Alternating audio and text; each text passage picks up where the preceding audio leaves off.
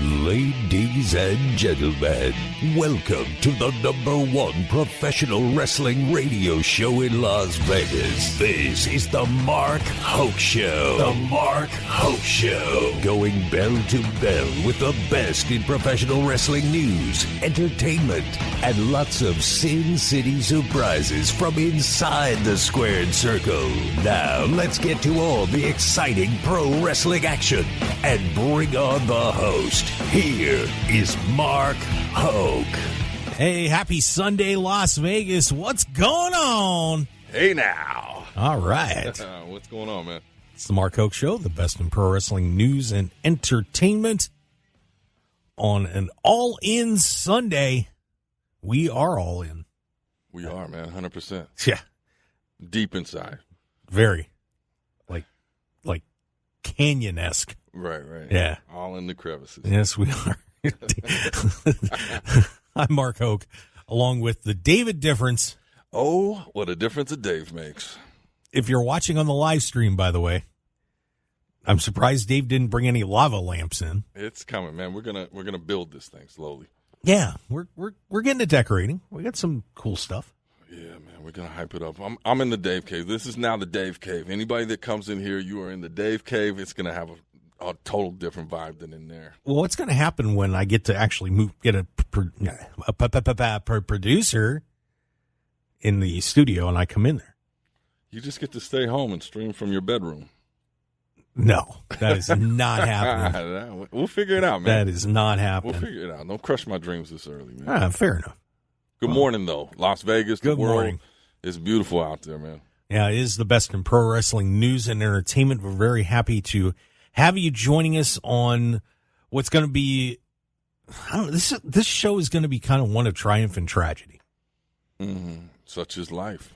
We've got, of course, what is the biggest professional wrestling event of all time about to fire off here in about an hour as AEW All In will be kicking off. There's 0 hour, so the pre-show starting at 9, and that's, of course, featuring Adam Cole and MJF taking on Aussie Open for the Ring of Honor World Tag Team Championships to kick things off in Wembley Stadium. That's a big one, man. A nearly completely sold-out Wembley Stadium. There were a few tickets left, not many, but I know they got over 82,000 as of this morning. So, yeah. And I think the capacity was around 82.5, so they're pretty much loaded up. Hats off to them, man. That's a huge accomplishment. Unbelievable. Question, do you think that card is caliber of what the tickets that are sold and the hype on it? I think it's a pretty good card. I mean, do you have what you would call a super match? You know what I mean? One of those like a Rock Cena kind of showdowns. No. I don't think so. No. Do you have a card that's loaded from top to bottom that's going to be a blast to watch? Yes. And you have to imagine there's going to be some serious surprises on this card today, too. Sin City surprises. Yeah, that's right. Except it's going to be over in Wembley. But I think it's going to be, I was thinking about that today, too. I wonder who else is going to pop in there today. You know, we've always been hearing about Goldberg and some of these other guys. Edge is not going to be there. If Edge shows up, he's going to be violating his contract. Right. So everybody's got to kind of get past that Edge thing. He already said he's under contract with WWE until the end of September. He will not be at All In. Well, people say a lot of things. Have you seen the paperwork? You seen the ink? Well, I'm just going by what the man said in the video. Well, they say a lot of things. So there you go. We'll see. I mean, it could be a surprise. Surprises are surprises, right? Yeah, the Lord knows what's going to happen today. I mean, you would imagine they're going to be, pulling out all the stops here at Wembley Stadium. Just the pre-show started a couple of minutes ago, and I've got that up on the screen. And man, oh day, that stadium looks amazing, absolutely amazing. Dave, you should get that on the screen on the break. Yeah, I haven't seen it yet, but I'll get a gander of it, man. Yeah, it's pretty amazing. So people just starting to file in there at Wembley Stadium as they get ready for All In, and they added a couple of matches over the last week before we did our preview. So we'll break down the card for you as the show goes on. Of course, a couple of very sad notes happened in professional wrestling this week too, and we'll dive into those in a little a little deeper as we go through the show, but a legend and an active wrestler who just is completely wired into the pro wrestling community in so many ways, passed away this week, as on Wednesday we lost Terry Funk. Legend. The icon. Of course, started wrestling back in the 60s, and a former NWA world champion, had incredible runs through the NWA, WWE, WCW, ECW, Japan, was everywhere. And that man just kept finding a way to revitalize his career. And every time you thought Terry was done, right, he'd just find a way to get back in there and do something new and something different that would have people talking. And, of course, just one of the best to ever do it. I mean, you hear so many times, so many people have said, their idol is in professional wrestling is Terry Funk. He's very underrated when it comes to the history of pro wrestling. I think I don't know how people forget about him. And and Dory's brother, Dory Funk Jr. were both NWA champions. Obviously, Terry probably had the more out there career for modern day fans. Mm-hmm. Dory kind of, once things finished up in that WWE run where he and Terry were there, he kind of stepped aside, but Terry kept rolling and rolling. But we lost Terry Funk, and of course, Wyndham Rotunda, otherwise known as Bray Wyatt, suddenly passing away at the age of 36. A horrendous story. Of course, he was going to be getting ready to wrestle Bobby Lashley at WrestleMania this year. Right. And then all of a sudden he went poof, and no one knew what was going on. Nothing was disclosed about what had happened to him. And as it turned out, Sean Ross Sapp knew the whole time. And then once he passed away, was given permission by the family to talk about it, that Bray had a congenital heart issue that got aggravated when he caught COVID, and he nearly died from that. And he was just starting to get close to a return, and then suddenly had a heart attack and passed away on Thursday. Yeah. Sad news, man. I mean, it's a reminder, and I think we all, we take it for granted, but it could be like that. And he brought so much, like, in that limited time, I guess. I mean, you see people have expanded careers, but, like, so much. He was a game changer and, just definitely different and stood out from the pack. Yeah, a 3-time world champion in WWE, multiple-time tag team champion. And, even more important, obviously, is the fact that he is a father of 4. Mm-hmm. And, those kids don't have their dad anymore. And it's very, very sad to see. But, one thing, and I think one thing that people forget, and, we'll probably talk about this a little more later on, but that I think part of the reason that this has rocked the wrestling community so hard is, one, everybody loved the guy. Yeah. But when you think about just who he is and where he fits into wrestling history, obviously you have he's a line of the Wyndham family, with Blackjack Mulligan. Barry Wyndham, is his uncle. Mm-hmm. He's Mike Rotunda's son. And so this family is so intertwined in wrestling. You saw, obviously, a lot of his contemporaries are crushed, but also so many people in the generation before that were, saw him grow up. Yeah. Mike would bring him to the matches, and he was around professional wrestling all his life. So everybody knew him from the time he was a little kid. And I think that, this combination of Terry Funk and Wyndham dying, man, I mean, just, I can't imagine what's going through the minds of a lot of people that are in the industry and are pro wrestlers right now, how they're feeling. I mean, this is just a double gut punch. Yeah, Wednesday was tough. And then Thursday you get hit again, like totally out the blue. And yeah, it's been a rough week for pro wrestling, not just pro wrestling, but in general. It's not like those sad stories. Terry Funk was a legend. And, the thing I loved about him is, like, how many times did he retire? Yeah. He did. And it's like, this is my last match. But every time he would come back, it wasn't like Flair's last match where it was like, he shouldn't have done that. Terry Funk could still go and do his thing and, like, brought his magic, and he just kept going and going. iconic. Like, if you remember Beyond the Mat, right? It was like his last match, and that was what, like 20 years ago? Right. No, it ain't, sir. But yeah, I want to get with my non-wrestling people and watch that, man. Just tap him into who he is. I know you said he's underrated, but I think outside of the scope of wrestling, inside, if you know. Like, he is iconic. He changed the game. He's a legend. Outside may not be as recognizable unless you see him, and like, oh yeah, I kind of remember him. But like, if you're tapped in, you're tapped in. He's the guy. Yeah, I mean, I remember when I first started watching pro wrestling, and the first thing I saw was WWF stuff. Yeah, me too. And then you'd start seeing some of the other shows started coming on TV, and you pick up a copy of Pro Wrestling Illustrated, and you're like, ooh, who's this Terry Funk guy? Right. And then who's Ric Flair? Who are all these guys? And you start learning about them. And then I remember when Terry came to the WWF, man, I was pumped. Yeah. I'm like, man, Terry Funk's coming in here?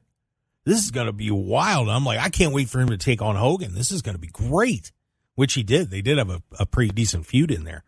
I remember when he debuted in the WWF, he attacked Mel Phillips. You remember Mel Phillips, the ring announcer? But he attacked him, and that started the feud with the Junkyard Dog.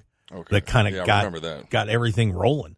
So it was something. And then, of course, I remember the feud that happened with Ric Flair when he was judging Rick and Terry Steamboat's match in WCW.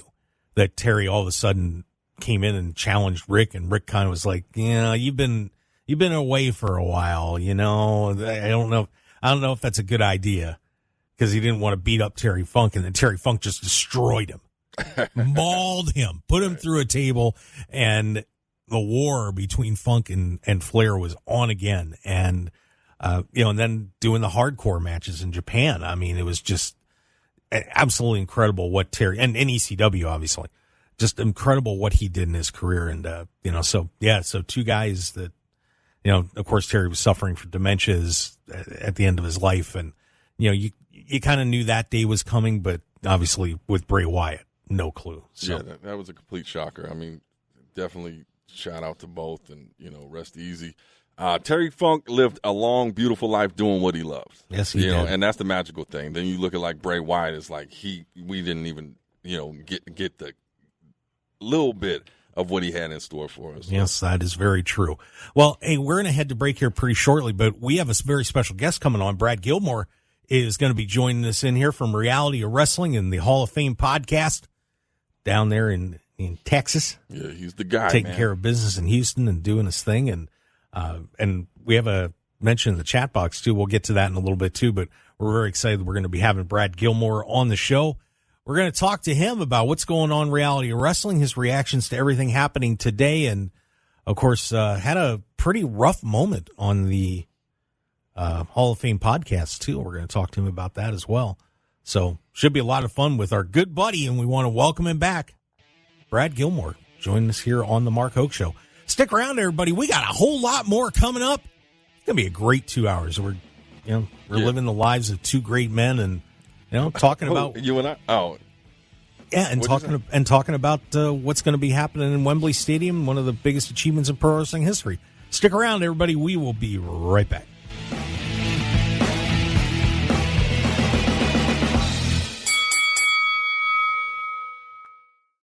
The Mark Hoke Show is proud to announce our partnership with pro wrestling's premier charity, the Cauliflower Alley Club.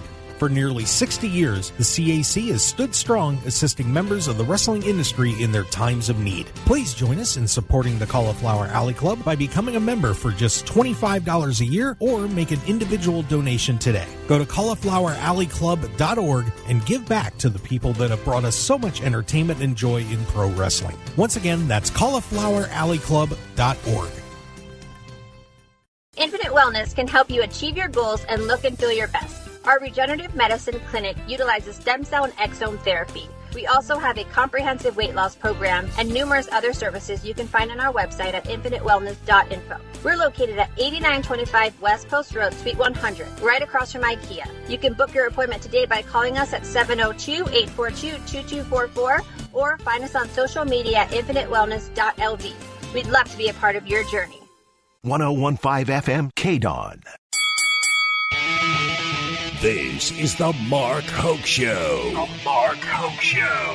Here again, your host, Mark Hoke. And we are back on the Mark Hoke Show here on KDAWN, the 101.5 FM, the Talk of Las Vegas. 105 what? 101.5 FM, the Talk of Las Vegas. Get the marbles out your mouth, Mark. Yeah, I bumbled that FM. I did. I'll admit it. I'm here to catch you. Didn't have to call me out. That's what I do. You know? That's my job. Come on, man. Somebody got to keep you in line. Unbelievable. We started off good, man. We'll get back to it. Yeah, we didn't get into a fight in the first 20 minutes of the show today. Now you got to go. 24 minutes. It's a new record, man. We're getting better. Yeah, it's kind of fun to spar, though, on occasion. That's all right, Dave. I'll get you later. All right. I'll be here. The David Difference, of course, joining me and Mark Hoke here on the show. And we are very excited to have a special guest. And if you're watching on the live stream, by the way, see, doing radio, you don't have to dress up. But when you come on the live stream, yeah, this guy put on the suit and tie. Let's get him on the show. Brad Gilmore joining us, everybody. What's going on, Brad? The boat. What's going on, Mark? Thanks for having me. Happy to be here on the Talk of Las Vegas. Yeah. Come on, man. Y'all got Beyonce there tonight, so I'm not the only H-Town representative in Houston tonight. We got Beyonce, too. We export talent. Right. Yeah, well, I was driving around with that Beyonce traffic, so I'm not as excited as everybody else. Let's just say that. Doing Uber in Las Vegas when there's a massive concert is very, very painful. I'm sure. Yeah, especially. Sure. Yeah, there's only one road that goes into the stadium, so it's kind of stupid. But anyway, don't get me started on that. Yeah. But Brad, very happy to have you on board here, my friend. How's it going? Things are going well, man. We're like you. We're beating the heat down here in Houston, Texas during this nice summer. But we have a lot of pro wrestling that's been keeping my mind off of things. I know it's been a tough week for a lot of us, losing two legends, a Texas legend and a legend in the making and a future Hall of Famer. But it's been great. It's been great. Reality wrestling's been kicking on all cylinders. Booker and I have been having a great time down here. Yeah. So, let's get that tough moment out of the way, and we'll talk about the tragedies that happened this week. You and Book were actually on the air when the news for Bray Wyatt happened, and I got to watch that clip. And I want to compliment both of you for handling that as best you could. I mean, obviously a very emotional moment. Talk to us a little bit about what that was like, getting that news on the air that Bray had passed away. Obviously, there's no good time to receive bad news. And we were in the middle of talking about Terry Funk, one of the greatest of all time.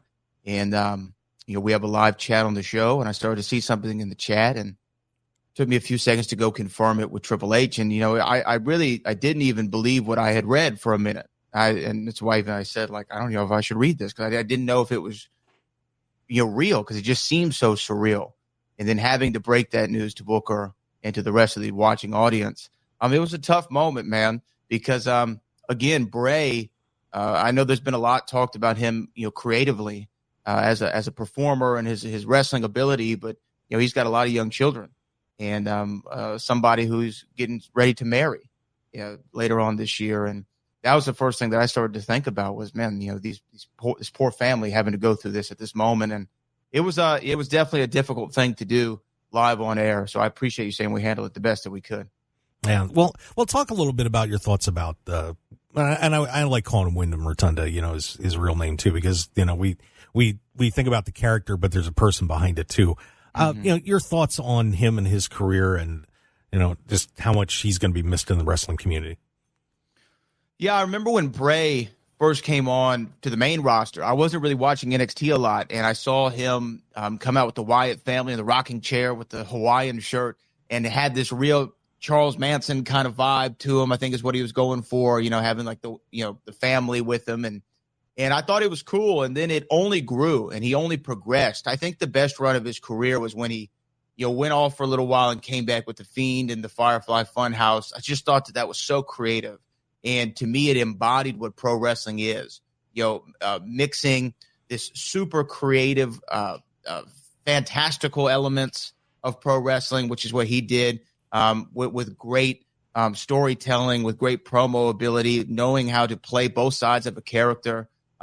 He was just a mega talent, man. And the thing is, I know that it was, as his career went on, sometimes like, okay, what do we do with Bray next? What do we do with Bray next? What do we do with Bray next? I still think the next great Bray Wyatt idea or creative moment was still to come. Right. We hadn't seen him peak yet.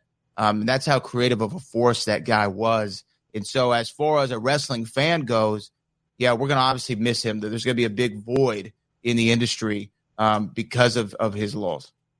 Yeah, and it's very sad. And one of the most creative guys I think we've ever seen in the industry for sure. And yeah, it was fascinating. Sometimes hit, sometimes miss, but putting yourself out there like that to come up with such wild ideas and trying to bring them across in something like pro wrestling was pretty amazing. And I think the other point that I mentioned this with Dave earlier is just how entwined in the pro wrestling community he was, being in the family he was from. I mean, everybody knew him from the time he was a little kid. And, I can only imagine what's going through everybody's mind, not just the contemporaries, but the people that, were in that older generation. Seeing him pass away like this has just got to be tearing everybody apart right now. Oh, yeah. I mean, great wrestling family. Barry Windham and Bo Dallas and Erwin R. Shyster, a favorite of mine, IRS.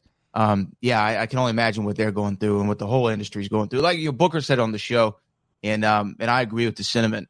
Wrestling's a big fraternity, and when one of us goes through it, we all go through it, and everybody's hurting right now. But you're right. Bray would take big swings, man, huge swings, and like the Firefly Funhouse match that he had with Cena. It's one of the most creative things I've ever seen. I cannot tell you to this day that I fully understand it. But I mean, seriously, I don't know if I understand it, but I know that it was creative, and I know that it was a risk and a chance.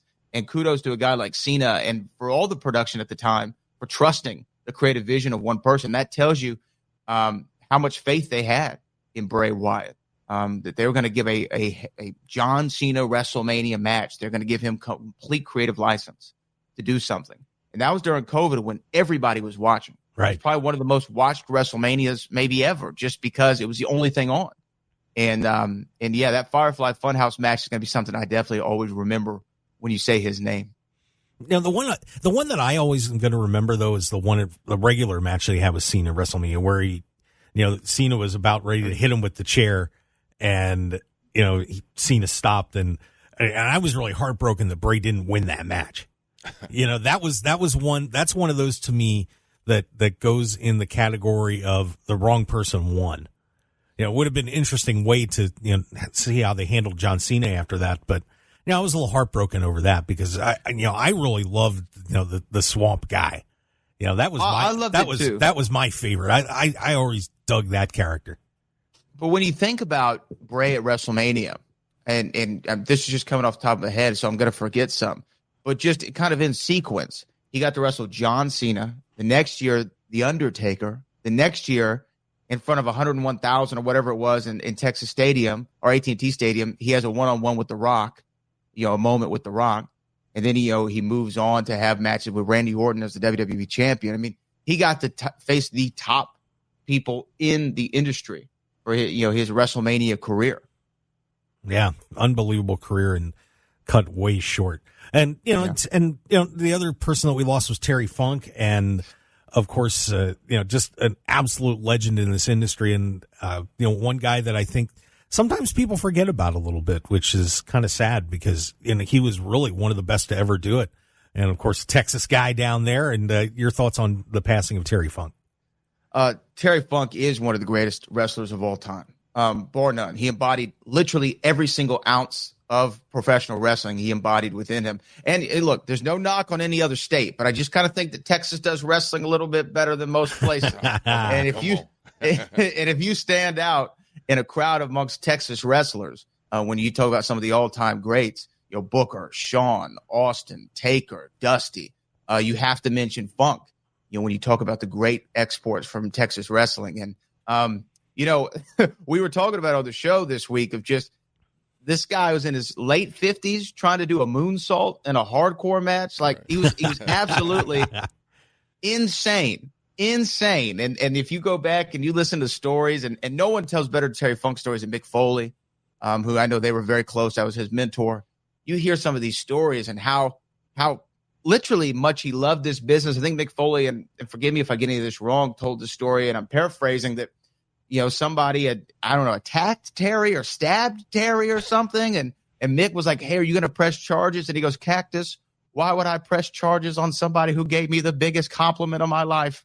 Me being such a good heel, he got all this heat from this fan.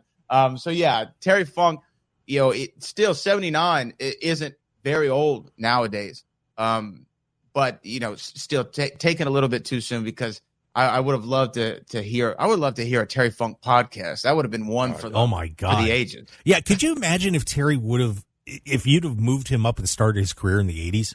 Yeah, where if he would have started wrestling later, I think that he would probably be one of those guys that people talk about putting on the Mount Rushmore of wrestling.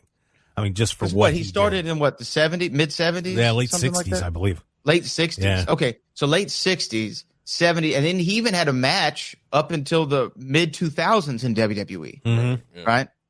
In WWE, I'm talking national television, not at an indie show. So he had a 6-decade run. Yep. It's insane. Yep. Unbelievable. Insane. Yeah. Him and his brother, obviously Dory Funk, phenomenal as well. But Terry, when I think of Terry Funk, one of the first things I think of is the dumpster match from WrestleMania. Oh, that was something, against the New Age Outlaws. And that was just back when wrestling was just off the wall and fun. Remember they got shoved off the stage in the dumpster on Raw one night, him and Cactus? Chainsaw. Yeah. Chainsaw Charlie, man. Chainsaw Charlie. Just so great. I love Terry Funk, and we lost an absolute legend with him. Yeah, I that was one of the moments I remember too, and the Ric Flair feud in WCW with Terry Funk was, that just came so out of the blue, and I still remember being so shocked at that night when Terry just tore him apart, and then they got in that great run, and that was just coming off the Ricky Steamboat run for Flair too, and now you dive into taking on Terry Funk in some classic matches and some of the greatest promos that I've ever seen in pro wrestling. I mean, God, he was just such an incredible talent. Now, did they have an empty arena match or a Falls Count Anywhere? I think it was a Falls Count. I think it was a Falls Count Anywhere. Yeah, whichever it was, I remember watching it on some DVD that they put out, like a compilation. Maybe it was a Flair DVD, and thinking this was the greatest wrestling match I'd ever seen. At the time, I remember thinking this is the greatest wrestling match I've ever seen. Yeah, that was the empty arena. Yeah. Empty arena. Yeah. Okay. Yeah. So I remember thinking this was the greatest match I've ever seen. And it just tells you how great those two were to be able to bring me in decades later with no audience reaction, right? Completely quiet arena. That tells you how great of a worker both of those guys are, but especially Terry Funk. Yeah. So two greats have gone away, and we will miss them. And I'm they did a great job honoring them on SmackDown on Friday night. And I would imagine AEW is probably going to do something today too. I would certainly hope so. We'll see how that goes. But we're on with Brad Gilmore here on the Mark Hoke Show. And speaking of AEW, we're going to step back, take a break, and then we're going to talk about the biggest event in professional wrestling history. That's really all there is to say about that. Some amazing matches and just an incredible afternoon coming up here from Wembley Stadium. And we will have more with Brad Gilmore here on the Mark Hoke Show. It's the best in pro wrestling news and entertainment on 101.5 FM, The Talk of Las Vegas. I'm Mark Hoke, the David Difference, hanging out in the Dave Cave over there. Yes, sir. He's taking over our studio. Got it all dark and romantic in there. Yeah. I'm going to stay in my booth. Stick around. We'll be right back.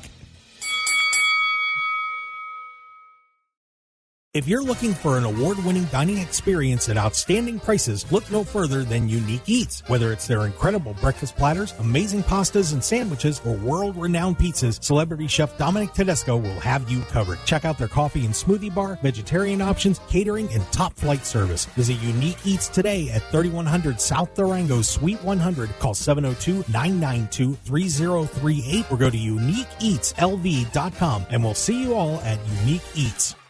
101.5 FM KDAWN.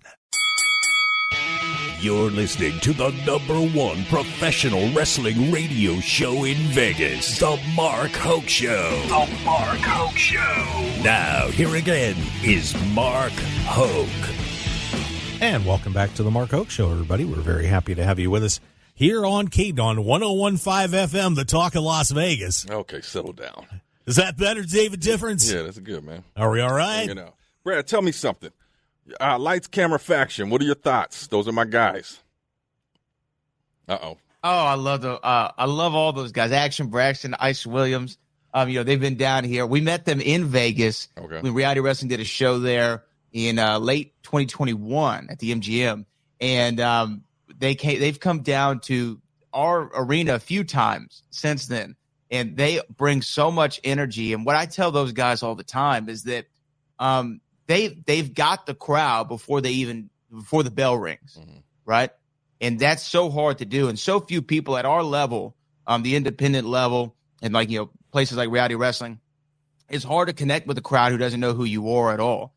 And those guys know how to come out, and if nothing else, like one time, I don't even know if I told them this, after the show, because the Lights, Camera, Faction, they're like this movie. They have movies as their backdrop, kind of what their gimmick is. And they say cut all the time. And they do like this, cut, and they do their hands like that. And one time when I was leaving the building that night, I saw two kids doing that to each other in the parking lot, saying cut. And that's how you connect with an audience. And Lights, Camera, Faction does it so well. I love those guys. Yeah, definitely. They got it dialed in. It took me a while to warm up to them, but as a collective, they have it all dialed in. Branding and, just energy and I love those guys. Yeah, they are something special. There's no question about it. Irrational confidence. Right. Yeah, we'll talk a little more indie wrestling with you, Brad, because of course Reality Wrestling's got a whole ton of great stuff going on in there, and of course we're with Brad Gilmore from Reality Wrestling. But there's a little bigger show going on today. A little bit. Just a tad. As 82,000 people are going to be packing Wembley Stadium right now as we get ready for AEW All In. And this has just been such an amazing journey for AEW to even think about pulling this off in 4+ years. It's awe-inspiring when you think about it. Brad, what are your thoughts just on this show in general and the road for AEW to get to this point? It's massively impressive. It's massively impressive that they were able to pull this off. I think this show is massive for pro wrestling too. To have 80,000 plus fans in an arena at any given moment for anything is a plus, especially when it comes to our form of sport and entertainment, wrestling. My hat's off to them. They saw a gap in the market. Tony Khan and the Elite saw a gap in the market. They capitalized on it, and they've turned it into something that gives more opportunities to wrestlers and gives people opportunities like this. Normally, unless you were in WWE working at WrestleMania, you were never going to be in front of a crowd this big, or unless you were forced to go to it in North Korea.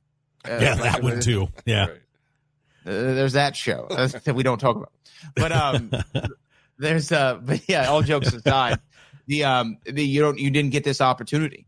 And honestly, I used to think about Kenny Omega, and I used to think, man, it's a shame he's never going to wrestle in front of 80,000 people. Like at a WrestleMania level event. And now he's going to. And I think that's great.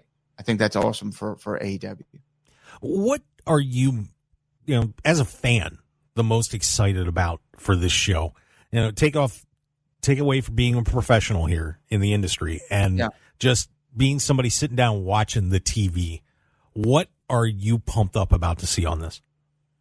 I'm pumped up just to see what it looks like. I think that that's probably what every wrestling fan does when there's a big show, and I know that we all do it. As soon as we get to the stadium, we look at the set. Like, what does the set look like? We want to see what the set looks like. And I did it this year at SoFi for WrestleMania. I'm like, what is the set going to look like? It was the first thing I wanted to do. So I want to see what the set looks like. I want to see really the people in the crowds. And here's the thing. I've been in Vegas anytime anybody from the UK fights. If you like Tyson Fury or what have you, they all are there, and they are all loud and into what's going on in the squared circle. So I know the crowd's going to be off the charts. And I'm excited to see my favorites, man, to see Samoa Joe, to see Sting, to see Chris Jericho in front of this crowd. Wrestling, like I said it earlier, the Sting and Darby Allin versus Christian Cage and Swerve Strickland match is a tag team match I never knew I wanted, but I'm so happy I'm getting. Yeah. I'm happy I'm getting this match. I'm amped to see it. Yeah, this is going to be amazing. And, when you think about where MJF and Adam Cole were just a few years ago and getting to this point where they're going to be main eventing this card, and not only that, but they're wrestling twice today. You know, what an awesome responsibility for Tony First to give to those guys. I mean, I couldn't imagine the pressure that they're feeling. But when you think about MJF, who's kind of out there on the indies and, you know, Major League Wrestling, and now all of a sudden is in this spot, and then Adam Cole, you know, leaving with the Undisputed, and Vince not being willing to bring him up, and now they're here. I mean, that is just such an incredible story for those two guys today, and I'm excited for them. You know what's crazy about that is I was thinking about it. People were ridiculing the idea of them opening the show and closing the show. And it makes so much sense from several different perspectives, because those big stadium shows, the first couple matches, people are normally still filtering in because they're like, oh, it starts at 7. That's when I'll get there. I'll get to my seat. And we know ticket lines can be long. This is a really great way to incentivize people to get there early. Mm-hmm. Hey, two of your favorites who are going to be in the main event also have an opportunity to win the tag team championships in the first match. So you might want to get to the stadium early. That's actually a really brilliant move by Tony Khan or whoever made that decision. And the other thing is, it's great for Adam Cole and MJF, because the old saying in wrestling is, if you're not on last, you want to be on first, because that's when the crowd's going to be the hottest. These guys get to be on last and get to be the first people to see the crowd and the 80,000 out there. And they're going to get the biggest reaction of the night because it's the first match and everyone's going to be so excited. So that's huge for them. And MJF, when you talk about generational talent, that guy's a generational talent. He would have been a superstar in any era in pro wrestling. I don't care, even if it was the land of the giants. He would have had the best promo battles with Roddy Piper back in the WWF during the Rock and Wrestling Connection. He would have held his own with Triple H and Shawn Michaels and The Rock in the Attitude Era. And he would have shined through during the Ruthless Aggression with Batista and Edge and John Cena. And it makes, to me, he is such a surefire superstar. It's incredible to watch that guy. And he's the few who have the look, the talking ability, the charisma, the media capabilities, and can work. Like, this guy's a diamond in the rough, man. Agree. Any predictions for tonight, man? You know, I like to go on the betting odds. This is what I normally go with. And, odds have MJF winning, so I think that's probably smart. I think that you're going to see Sting walk out with a win. I think I want to see Daddy Ass walk out with one of those trios tag team champions. That'd be great, wouldn't it? Yeah. Wouldn't that be such a great moment if he gives the famouser to Malachi Black and pins him 1, 2, 3 in front of Wembley Stadium? Can you imagine the pop? Huge pop. We're talking Road Warrior 88 levels. You know what I mean? Like, it would be an insane pop to see that. So, but really all I want is the same thing I want from any wrestling show, is just I want there to be good matches and everybody to walk out safe, And if we have that, we're going to have a great show. Absolutely. Well, you guys put on some great shows down in Reality of Wrestling in Texas, and you're moving into a new place, I saw. What's going on down there, man?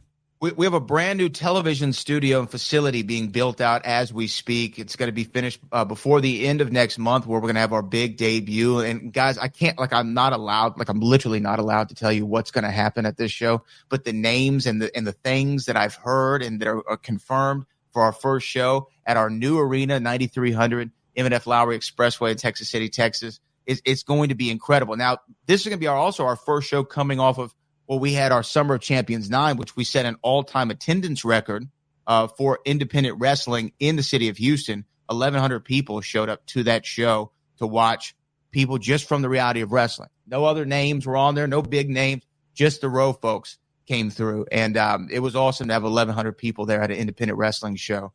And we're just going to keep the ball rolling, man. Booker has a vision. And Booker he says he doesn't even look at us like an independent promotion. He said, we're just a small television company, right, but we work hard for our artists. That's what he says all the time. And I agree. We had some people come down from WWE not too long ago, and they talked to all of our guys, and they said, look, there's a lot of great independent wrestling around there, a lot of great companies, a lot of great promotions, but no one has what you all have. And what we have is a 2-time Hall of Famer, and there's a lot of credible wrestling schools you can get a good education from, and you should, but to get it from somebody who's been a world champion, main evented WrestleMania, gone in the Hall of Fame twice, both as a singles and a tag, there's very few people who have that resume that he has, and to get that information from him is awesome. So we're really looking forward to the end of this month or next month, September 23rd, for our grand opening of our brand new arena. Dave, we should fly down. Yeah, let's Y'all go should on come. down there, man. I think NJ Holiday might be in the building there at Culture Inc. Yeah. Culture Inc.'s for sure in the building. They're the current reality wrestling tag team champions. Yeah, they're going to be in the building, man, and they're going to be. They are, by the way, Eli Knight, Malik, Nick J. Holiday. They're all incredible guys and great talent. But yeah, y'all should come down. Come down. Let's do it. Have Booker on the show. We'll do some media down there. Okay. You know. He said, "Okay, do it. I'm in." Sounds like a plan to me. We got about a minute and a half, Brad. And I wanted to ask you, because I didn't get to talk to you about this the last time, but you're a big movie guy. And you got this Back to the Future book. Yes. Tell everybody a little bit about that, because when you get into time travel in movies, the possibilities are crazy, endless, and mind-bending. Tell everybody a little bit about this book. Yeah, so Back to the Future is my favorite movie trilogy of all time. I think it's the greatest movie trilogy of all time. I discovered it at a young age, and I did a podcast, and I got in touch with a publisher, and they say, we want to adapt your podcast into a book, essentially. And I wrote the book, came out in 2020, and it was number one in its category on Amazon. And yeah, man, it's been great. I actually don't enjoy writing books, but I've written 2 of them now, and I'm working on a 3rd. And I don't enjoy the process at all, and that's about as honest as I can be. It is torture to me to do. But yeah, the book's great, man. So if you're a fan of 1980s movies, especially Back to the Future, my 3 of my favorite movies are Back to the Future, Fletch, and Clue the movie, and they all came out in 1985. That's the top. That's the top. Fletch, man. Fletch is working overtime, man. Come on, man. Fletch. Right. I'll have a Bloody Mary, a steak sandwich, and a Bloody Mary. There you go. That is awesome. Well, Brad, I want to thank you for coming on the show today. We really do appreciate it. Where can everybody find you, bud? You can find me on all social media at Brad Gilmore, thebobradgilmore.com. You can check out all the podcasts that Booker and I are doing. We actually have a big announcement coming up about the Hall of Fame, probably next week, maybe the week after. Huge announcement about our show, the Hall of Fame. So be sure you check into that. Sounds great. Well, Brad Gilmore, thank you for joining us today. We will see you down the road, my friend. Appreciate you, man. All right, see y'all in Houston next time, right? Yeah, we going, man. He committed us. Let's do it. Sounds like a plan. All right, there you go. Brad Gilmore, everybody. That was great time. Always enjoyable having Brad on the show. Yeah, good peoples, man. Good peoples right there. Yeah, and by the way, the ring is starting to get people in it at AEW All In. Jeff Jarrett and his troupe are out there with Tony Schiavone right now. You're not sharing with anybody? We can't see? It's on YouTube. Oh, is it? It's the pre-show. It's on. Well, it's you're supposed free. to be focused here. You're supposed to be focused here. I am focused. YouTube? Come on, man. All right. Have a little faith. Well, This is the Mark Hoke Show on KDAWN 101.5 FM with the David Difference and Mark Hoke. We got it covered in the world of pro wrestling. That's what we do. yes, sir. Every day, all day. Yeah. So stick around, everybody. We'll be right back. We're going to talk about what's going on with the Cauliflower Alley Club in town Monday through Wednesday. Going to be a great time. And we're going to be talking about this All In and a whole lot more. Stick around. We'll be right back. Thanks, Mark.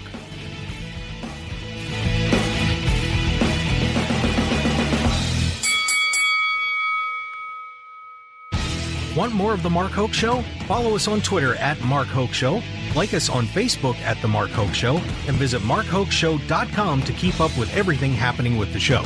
And remember to check out all of our archive shows on YouTube at The Mark Hoke Show and download our podcasts at markhokeshow.podbean.com and all your favorite podcast outlets. So join The Mark Hoke Show family today, and thanks for listening.